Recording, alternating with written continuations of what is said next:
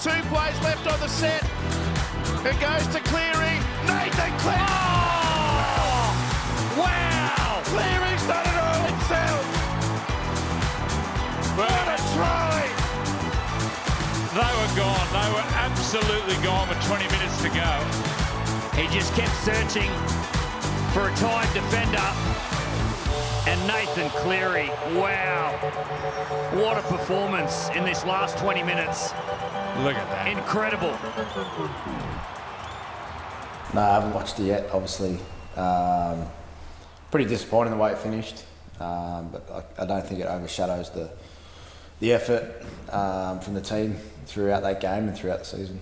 Is that the most disappointing you've ever been with a loss? I know you've lost a grand final before, but you were clearly devastated that night. Is that the most disappointing you've ever been? Yeah, probably. Close to it. There's not many times I've probably felt like that after a game, and obviously, you know, I've only been at the club for 2 years, but put so much hard work and effort into obviously try and get to that point to win the grand final, and obviously we had a great chance to do that, and obviously to come away just short. Obviously you get a sour taste in the mouth there, but reflecting back on the season, I couldn't be any more prouder of the group.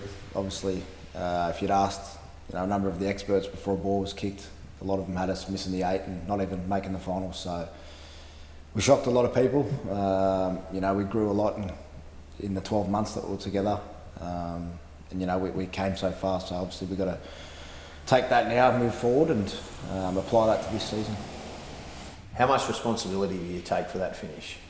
Yeah, I think everyone takes a bit of responsibility in it. Certainly myself, I'm the captain, I'm the halfback. I've been in that position a lot of times and got the job done. Obviously didn't get the job done on the night, but I think everyone takes a bit of the responsibility. You'd be mad not to. There's moments in that game where we were really good, and there was moments in that game where we were really poor. So, look, the effort and the energy and everything was there. We fought hard for one another, and sometimes it's just not meant to be. If you had your time again, and you can't go back, and what do you do different with 20 to go?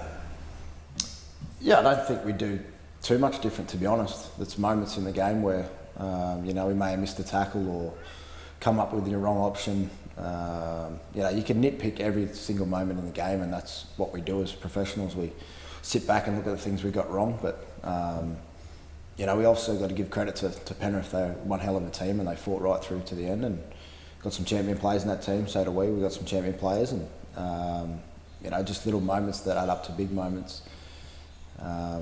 Sort of got us in the end.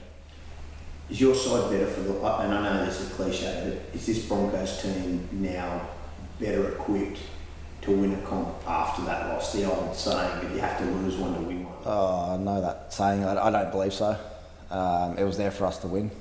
We had sort of one hand on a trophy there and sort of let it slip. But look, we'll be better for the run. We'll be better for the year that we've had, the 12 months that we had together. We certainly grew as a group, and as a club, we've certainly got back to the expectation of the club and where it needs to be. And it's about finding that formula again throughout this season. It's a long year. We need to, work hard. It doesn't come easy, and if we do that, we give ourselves the best chance possible to get back to where we were. How important is it for the club to re-sign Ezra? Extremely important. He's a major part of our club. He's obviously come through the development pathway there, and he's got some great players around him who have shaped him into who he is today. And obviously it's very important for the club moving forward to get his signature down pat along with a number of others. The club's in a great place at the moment, and I want to continue to rise and get better each and every year, and I see Ezra as a major part of that. Obviously you're off contract, and we're a long way down the road with those discussions, it's believed. Yeah. How close are you to that announcement? Yeah, pretty close. Management's working in the background to finalise the finer details of it all and tick off the last sort of parts of that box. But I'm extremely confident of going around again, and been training extremely hard in the off season to obviously come back in the best shape possible and hit the ground running. I'm generally excited about the season in front of us. We had a great 12 months, and it's about building on that now and going to another level. So you'll be at the club in 2025 playing? Yeah, I'd like to think so. We're pretty close to getting the deal done, and it's up to the manager now and the club to obviously work through that. But yeah, extremely close. Can I ask you, an older player, you have to change your game plan. You look considerably lighter. Is that something that you focused on in the off season, and how is the body? Body's feeling good. Obviously, rested up now. Had a few weeks of doing pretty much nothing, and then come back after holidays. Billy Walters getting married over in Fiji, so with a nice tan. Got back into a bit of training, a bit of running, some cardio, some light weights, just to drop a few kilos. Yeah. The aim is to play a bit lighter this year and get around the park a bit easier than last year. I think the older you get, the lighter you need to be, and it helps with your movement and everything else that goes along with it. I'll still be strong in the gym and strong out on the field with contact and whatnot. So the plan is to obviously play a little bit lighter this year. What makes you confident that your body will hold up? I think the shorter pre-season will obviously help. Still not back or required back at training for a few weeks, so I've been working hard in the background, obviously get the body right. I've invested a hell of a lot into saunas, ice baths, all those sort of things. So got them 24/7 at home here, and it's about making sure you tick every box to make sure you're ready to go every day. Can I ask you, Reece Walsh, I mean, he's now in the papers on the weekend. He was the most influential person, powerful person in the game. Yep. He's the face of the game. Have you ever seen hysteria like it, or a player in demand as much as Reece is? No, probably not. Just it's incredible how much passion and everyone's love they've got for him. Obviously, he's a good-looking young fella. He's an exceptional talent out there on the field, and he's a humble young man, a father. He's proud to obviously get around and be the man of the years. But yeah, I've certainly never seen anything like it before. I didn't know anything about sort of footy up here in Brisbane until I came here, 24 months ago, and I realised it was a step up from Sydney in terms of support and everything from fans outside of the game, and throw Walsh in the top there, and you put the two together, it's a scary blend. But he handles himself well. He's grounded. He's got some great family around him, and people that keep him humble. You're a Sydney boy, and you shipped your family to the Broncos. Coming to Brisbane, is it the best decision for yourself and your family that you've ever made? Yeah, I think so now. Take the football side away from things, the family's happier than ever. We've moved out of Sydney and we've found a new home here in Brisbane. Obviously the kids are happy at school, they've settled in, they've got some friends. We go away to Oztag, Touch, soccer carnivals, all those sort of things, and people up here are so nice, we've been welcomed. So from that point of things, yes.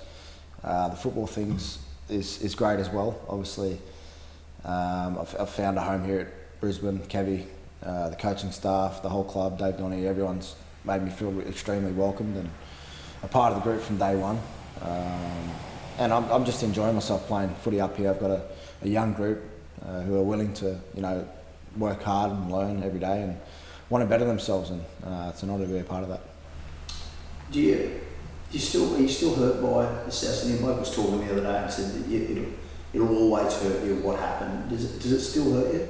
No, I don't think so. I'm a person who comes to peace with things pretty easy in life. Actually, I've got a good outlook on life. I'm pretty easy to get on with life. At first, it was sort of hurtful. I probably carried a divot with me for a little bit there, but as soon as I got in the doors at Brisbane, I realised that there's more to life than walking around kicking stones. I've got my focus to be elsewhere, and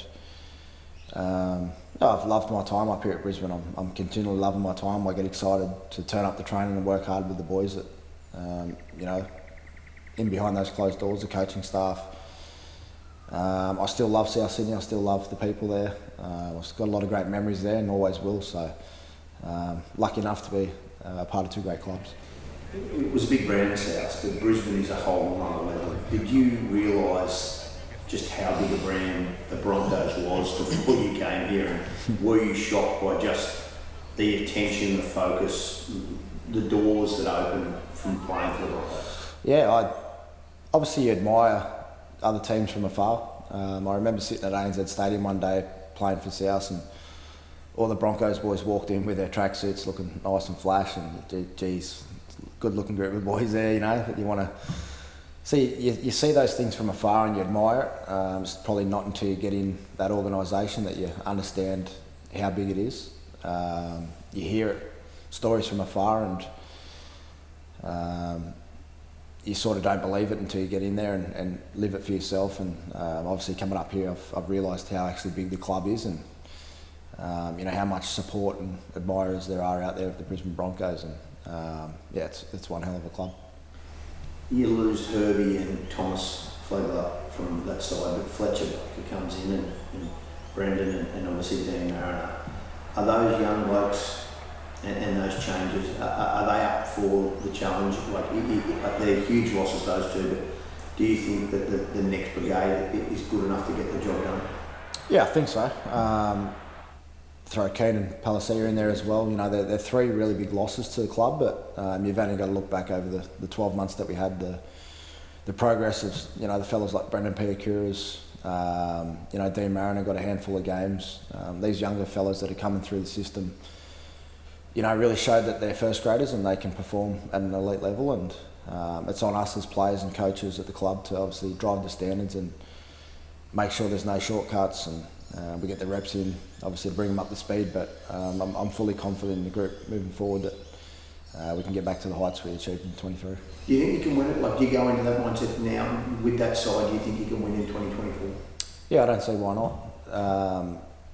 You know, the growth that we've had over the 12 months to the 24 months has been, you know, amazing. Asked me 24 months ago, I'd probably give you a different answer. I didn't know where we were at as a team, and I think the coaching staff, Kevy included, has done a terrific job in getting the group to where we need to be. And as players now, we need to, you know, have that hunger and desire that we want, that we had 12 months ago, to get back to, you know, playing in big games. And I'm fully confident in the group that we can get that.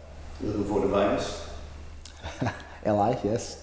No, it's going to be good. I think it's great for the game. I'm generally excited to get overseas, you know, mix it. We're going to the LA Rams facility, which is going to be pretty cool.